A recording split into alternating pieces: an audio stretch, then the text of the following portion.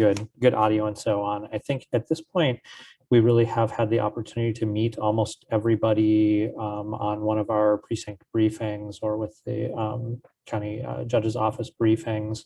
And just with regards to how little time we have with you all, I think we're going to skip doing kind of a round of introductions with this many folks on the phone, but we definitely appreciate the time that you're giving us here. What we're going to do today, we're going to start off with a fairly quick as we can presentation with an overview of some of the research that we've been doing as a part of this study. We know we have sent out some videos and some PDFs. We sort of heard back from folks that there was some variation in how many folks were able to actually absorb all of that material and how many folks weren't. So we wanted to make sure that we were giving at least a bite-sized chunk of each of those on the presentation today. And what we'll do as well, those will continue to be available for you if you want to go into anything in more detail as well.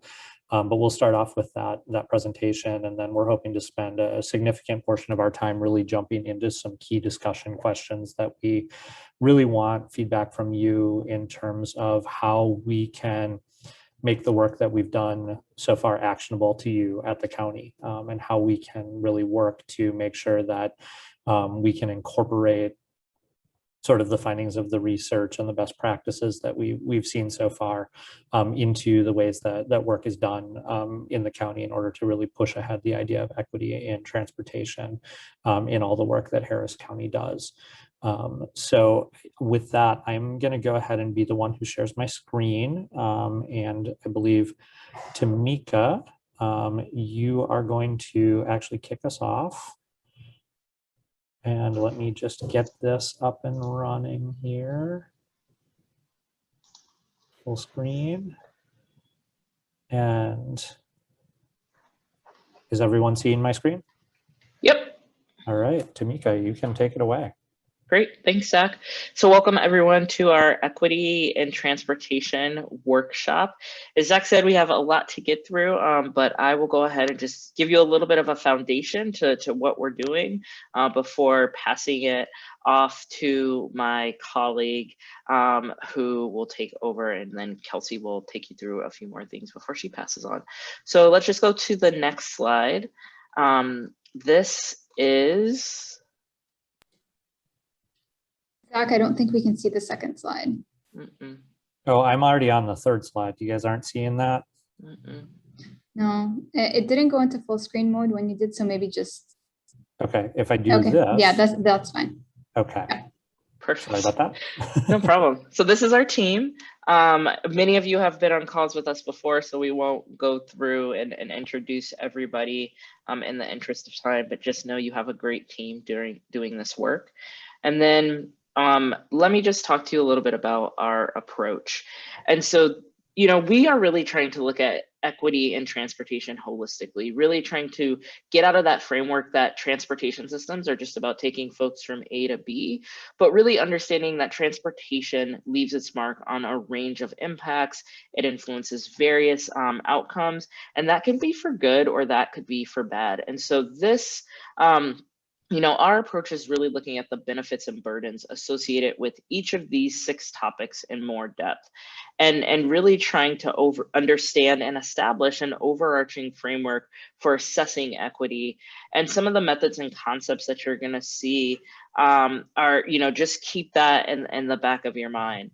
And when you think about equity and access decision making or any of these topics, what we really want you to be thinking about is equity with respect to what? Racial equity, gender equity, etc.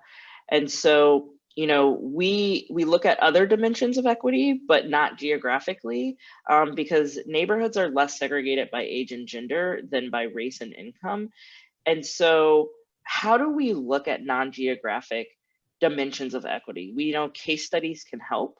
And we also look at the political boundaries that are happening when we do this work, right? So that jurisdictions piece, the city of Houston versus smaller cities, unincorporated areas, and really looking at precincts. And so that's how you start to think through it. One of the other clear best practices we saw was to just include an acknowledgement of history and the historical impacts that transportation and transportation decisions and systems can play on a place. And so over the last year, an Instagram account called Segregation by Design has been producing historic maps of different American cities and looking at those intersections between urban planning, urban renewal areas, redlining, highway construction. And this particular map examines the redlining practices in the 1930s in the area. So if we go to the next slide. So you're going to see a lot of maps from us. This race and ethnicity map shows the county broken down into 4 quartiles. And that's based on the percentage of residents of color in each census tract.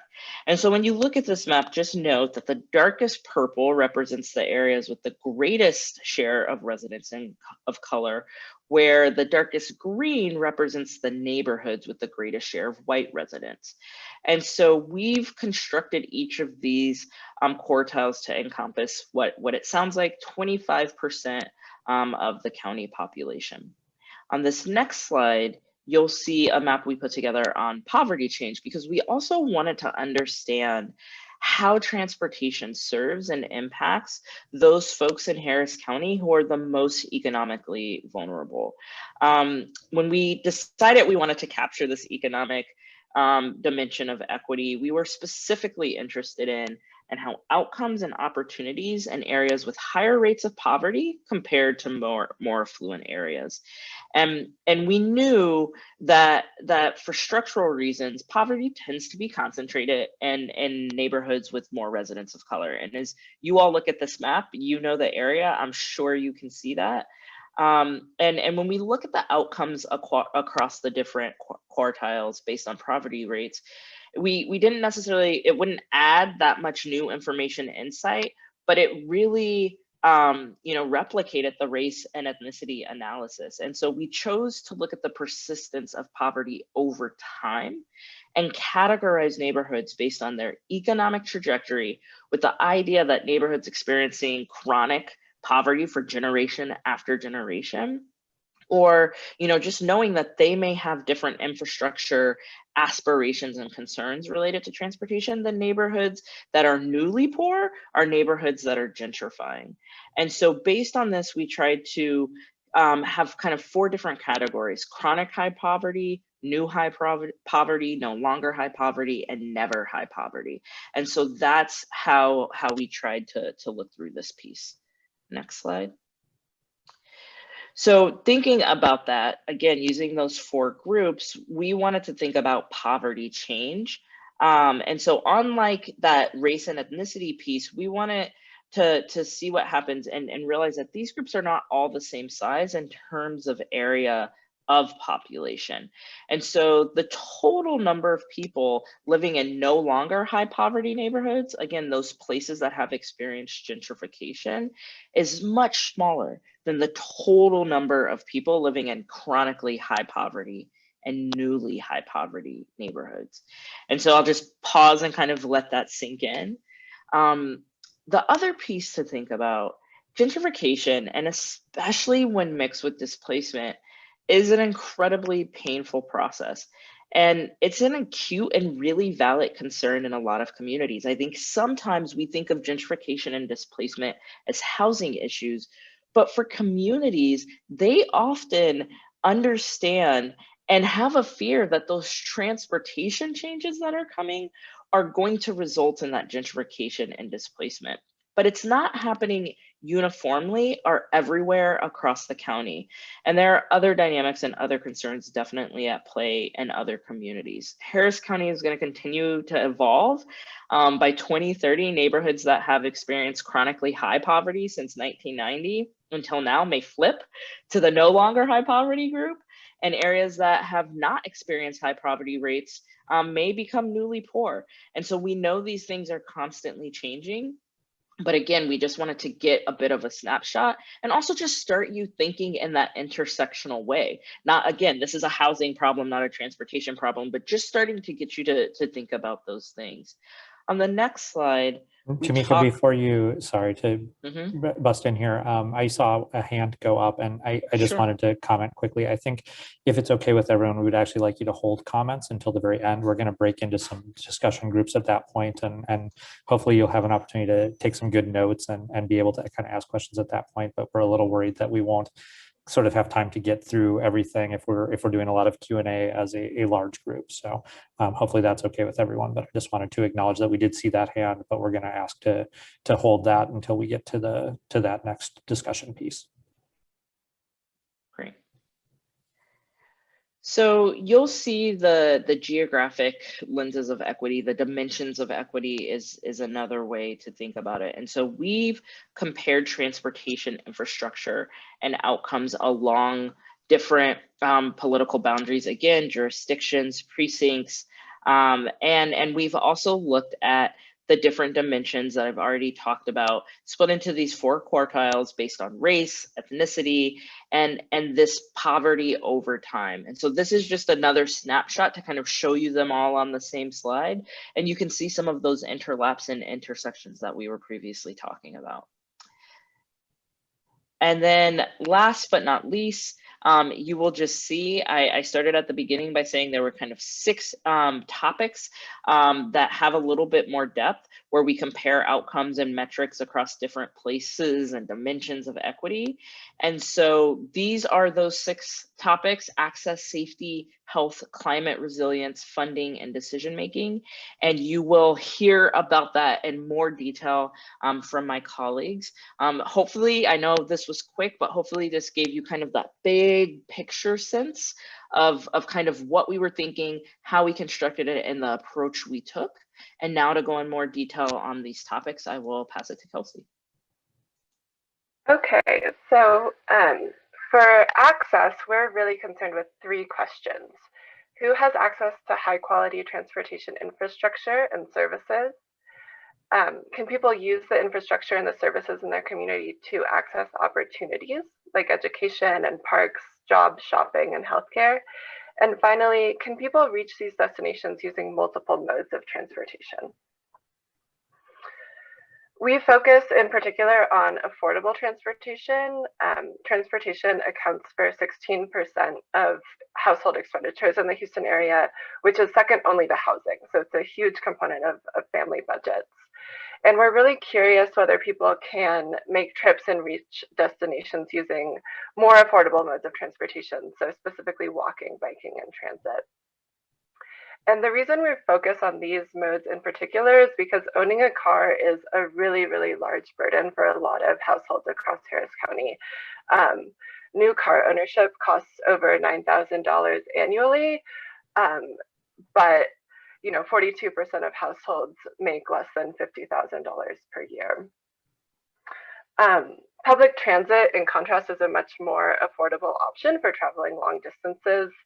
A year's worth of Metro day passes cost just over $1,100 per year, and Harris County Transit similarly costs $1 per ride. So 4 trips per day on Harris County Transit would be just under $1,500 per year.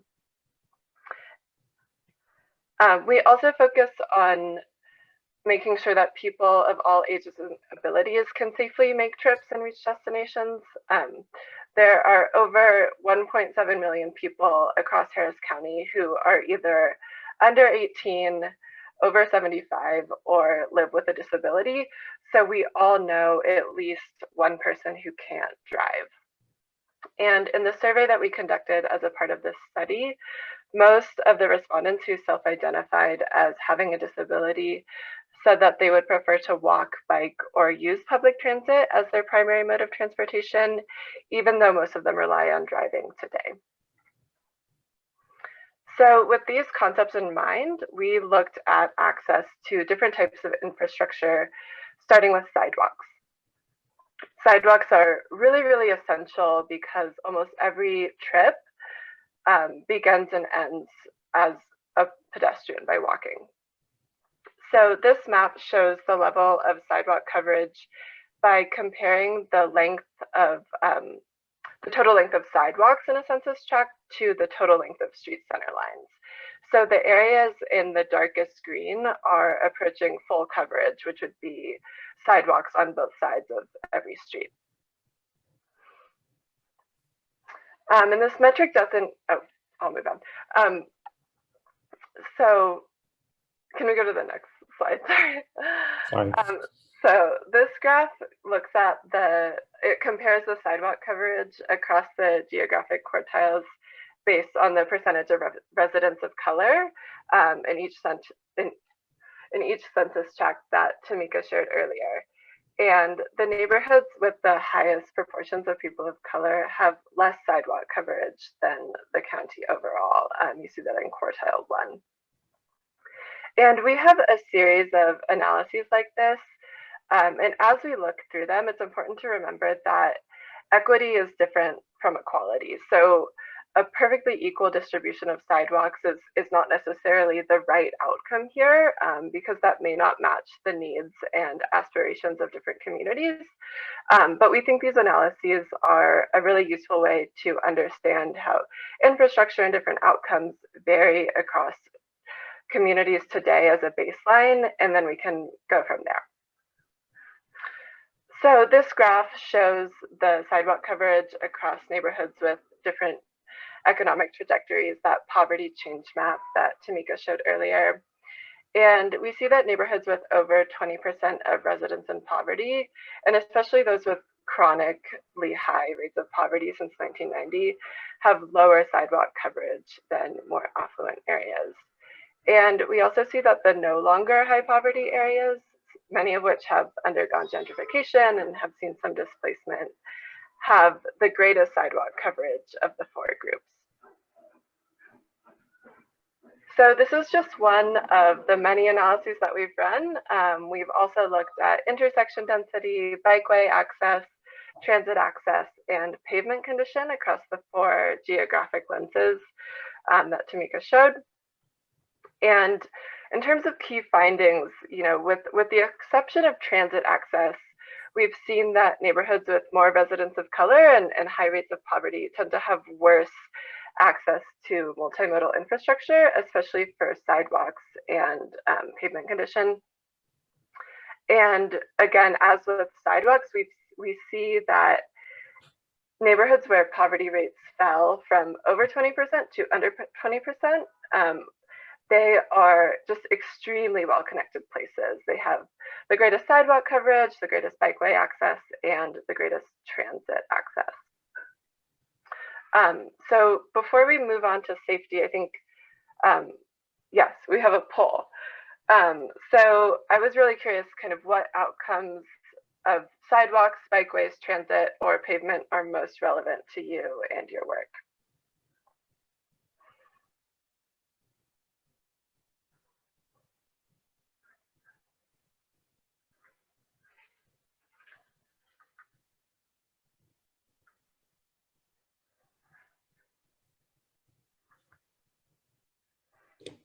And I know that we have one person on the phone, so this is just to let you know we've launched the poll and you probably aren't able to see it, but we're ending it in around 20 seconds.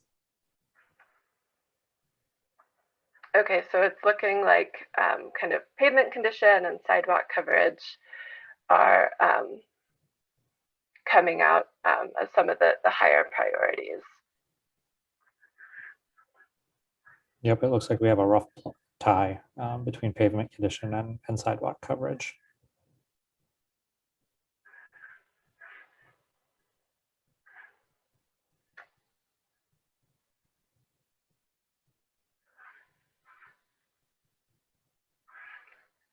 Okay.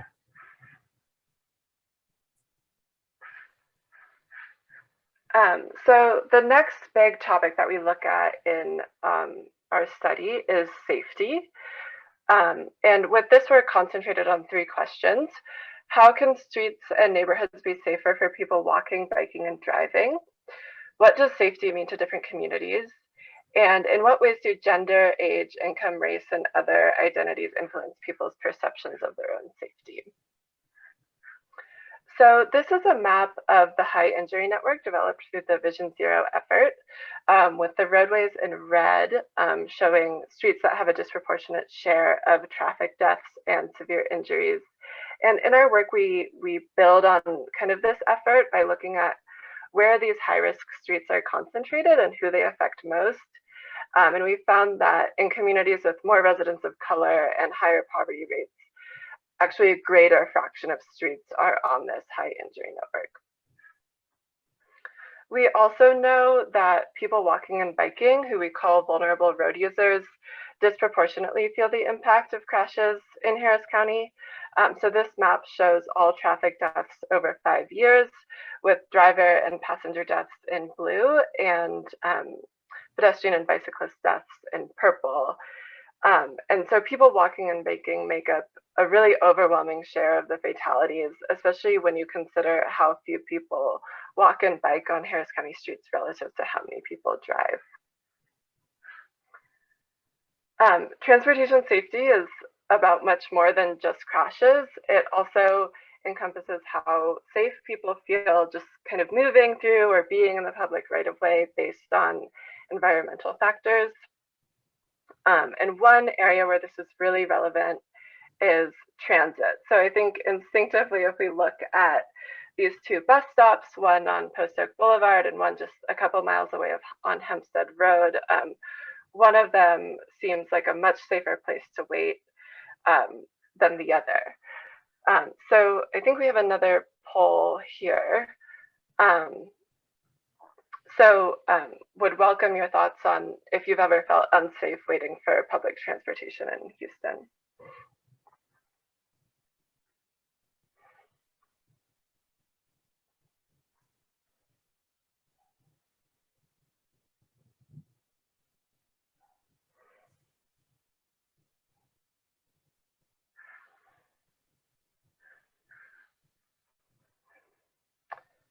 We'll give just a few more seconds.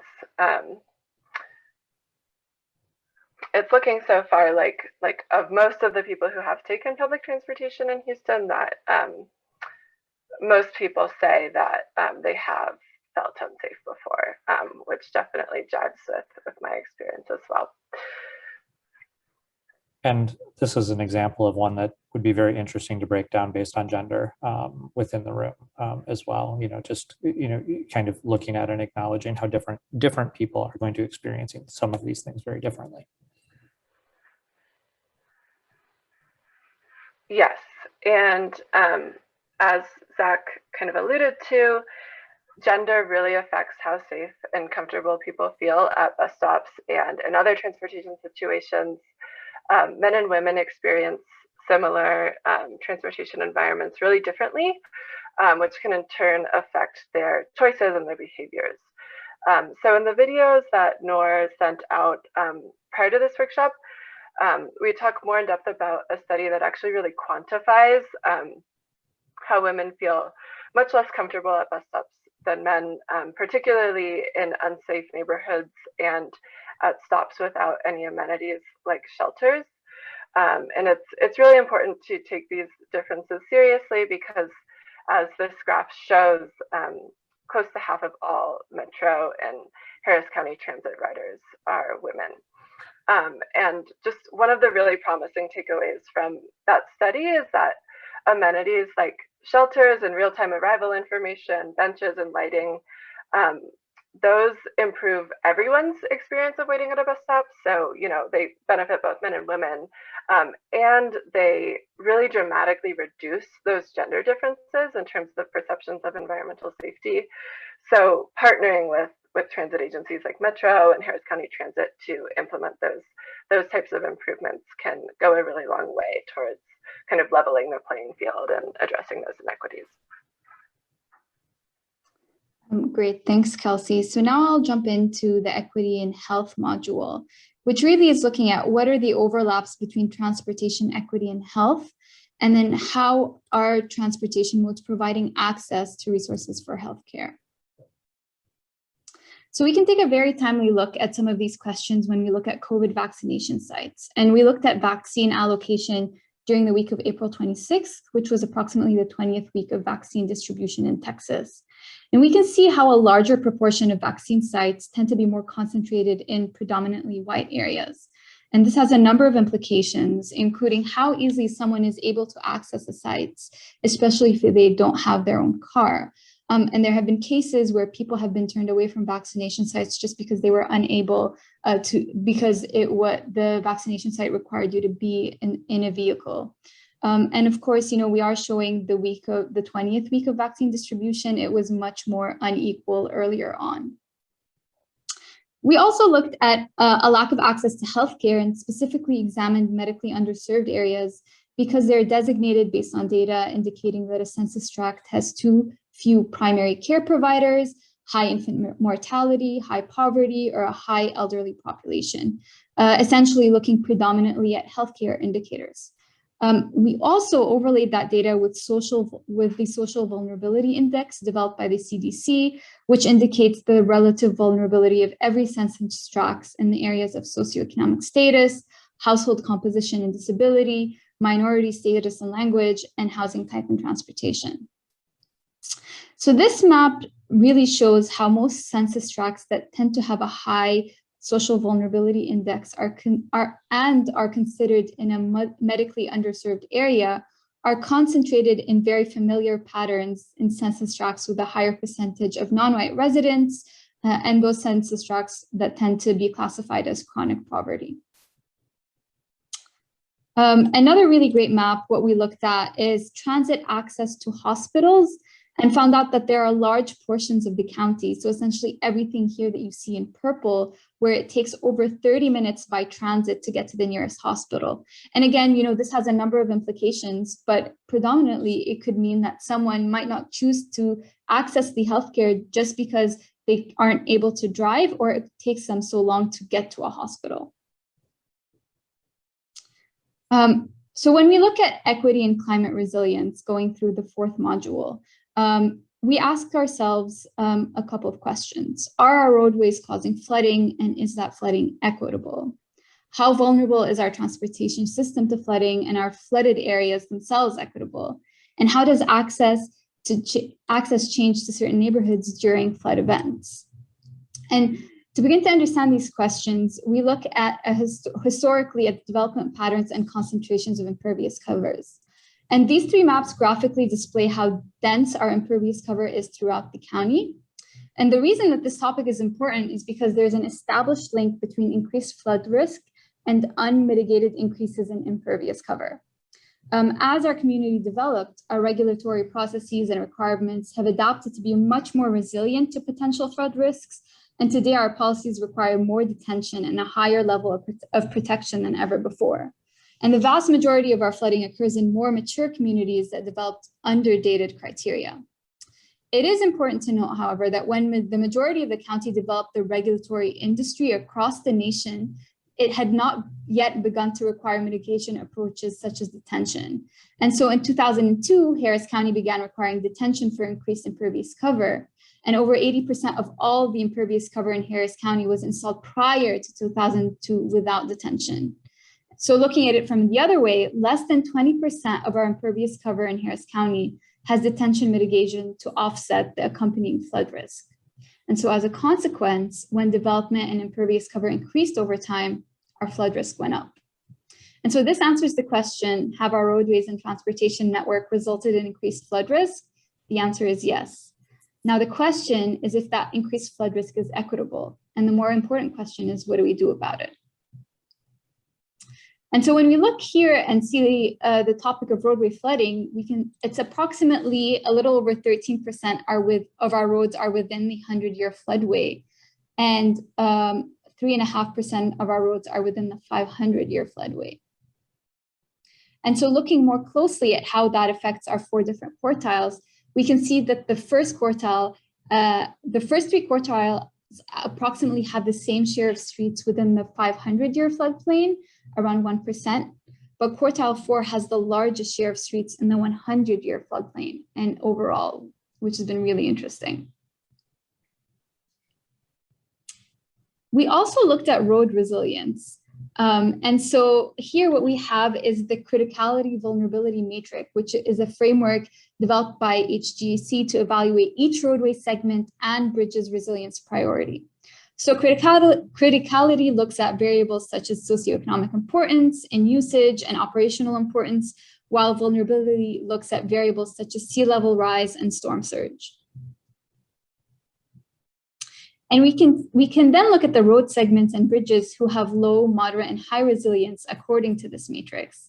And so most of the roads closest to downtown or leading towards downtown have the lowest resilience, whereas a lot of the roads in the unincorporated parts of the county have a much higher resilience. And when we look at it across our racial and ethnic geographic boundaries, we find that the first quartile has the lowest percentage of high resiliency roads. And more or less, the percentage of high resiliency roads tends to increase as we move up the quartiles. There's a less familiar pattern when we look at poverty-related geographic boundaries. However, those in the never high poverty area have the largest amount of high resiliency roads as well. Great. So I'm going to talk a little bit about the funding segment of the presentation. Funding is ultimately one of the main opportunities for us to actually institutionalize equity practices. And so to do so, we really have to answer a few key questions. Where has funding gone in the past?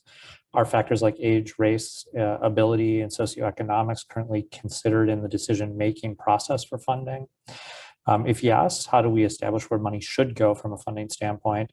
And then we were also interested in looking and seeing if we see an alignment between areas moving out of poverty and funding bodies like MUDs and TERSs.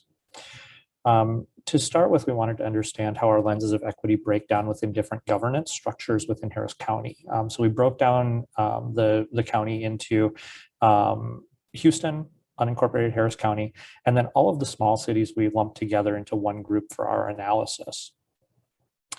We found that the city of Houston contains the most of our quartile 1 and 2 BIPOC tracks, followed very closely by Harris County, while the other municipalities are likely to be somewhat wider.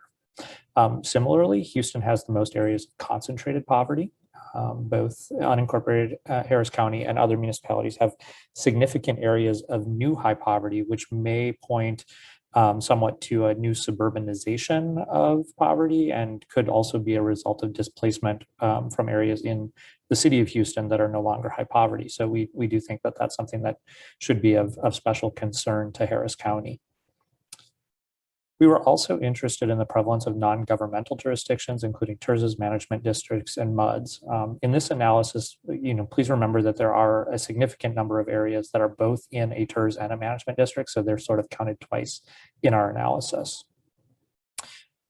In this analysis, it's interesting to note that both management districts and TERSs tend to be in areas with higher people of color percentages and with higher poverty, which honestly was a little bit of a surprise to me, though it does make sense that these are tools that have been put in place in some cases to actually address some of those challenges with poverty. Both management districts and TERSs also seem to have significant amounts of zones that have moved out of poverty, though both the chronic and new high poverty areas are really prevalent as well. MUDs, on the other hand, are most often present in areas which were never high poverty, though we do see a significant percent of new high poverty areas within MUDs, which does seem like it's another potential area of concern. Finally, we were really interested as a team in looking at how transportation money was spent historically in the county. However, we weren't really able to find that data had been collected in a spatialized way. So instead, we really looked at several other examples in terms of best practices on reporting on capital spending, which would allow for a greater amount of transparency and more opportunities to track metrics in the future. So this is an example from Florida. And I really like in this one, the active project cost total on it that really allows for residents to have a great understanding of how much money is being spent and where. And I'll hand to Kristen. All right, everyone. Thanks you all for hanging with us here. This is our last module we've been considering, and this is in equity and decision making.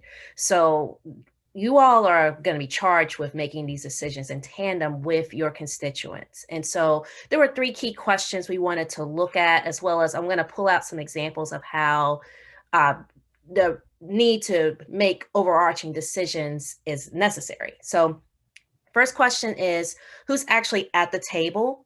And of course, why is there a table when we're talking about making decisions around transportation and infrastructure? Of course, who are decision makers considering when they are creating plans and allocating funding? Much of what you've seen here that we've presented already, who are we looking at across the board? And then how do we bring more people into this engagement process so that we can better involve underrepresented communities? So on this slide, I wanted to highlight 2 ways that our surveys have helped us, and also ways that our surveys can obscure information. So this was from the survey that we've been doing with your constituency and citizenry over the last few months.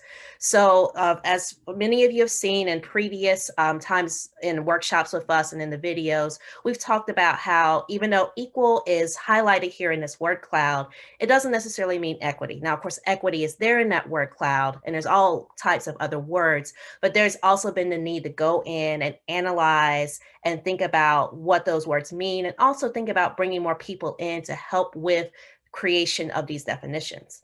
On this next slide,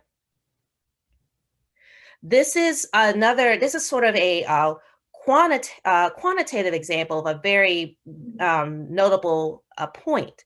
37% of the community feels like they are helped by public engagement processes.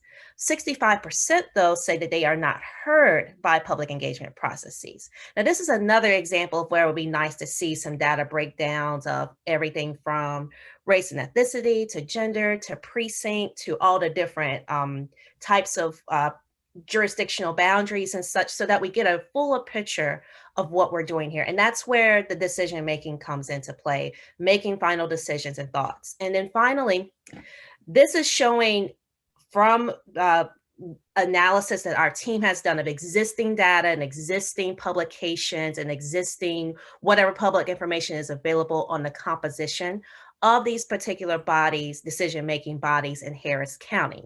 Now, I do want to challenge, there's going to be a poll here, a couple of final polls here, that is going to see if our room today looks like this room, these rooms that we've shown here in this slide. So go ahead and let us know. We're going to do a race and ethnicity poll first, and then we're going to do a gender-based poll next.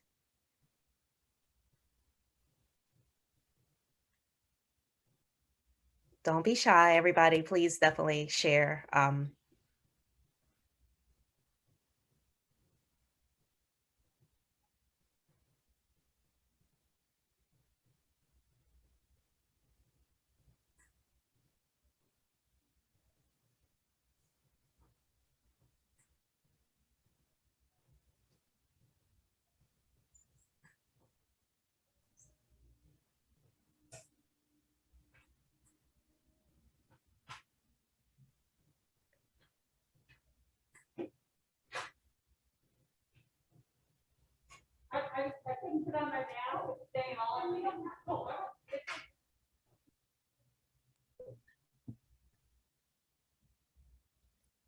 All right, as results are coming in thus far.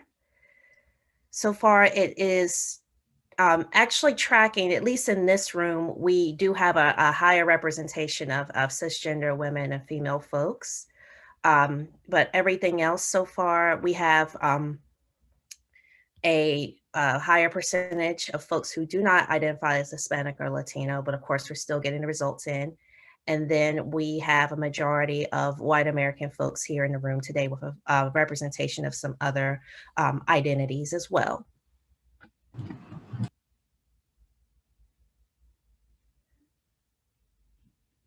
All right, so I am going to turn this over. We're going to start breaking you off into our breakout groups. I'm going to start talking more about the information that you've seen thus far, and we're looking forward to collaborating with you. And I'm going to turn this over to Zach to get us ready for that process. Great, and everybody. Oh, sorry, go ahead, Nora. No, I was just going to say, Zach, if you're ready, I can open up the rooms and make sure everybody Absolutely. So just to give everyone a sense, we're going to be splitting you randomly into rooms with some of our folks. And once you get in there, we've got some kind of key questions that we want to guide our discussion, and your facilitators in those rooms will help you help lead you through what we're going to be doing next. So Nora's going to send you into a different room. Click hit join when you have the chance.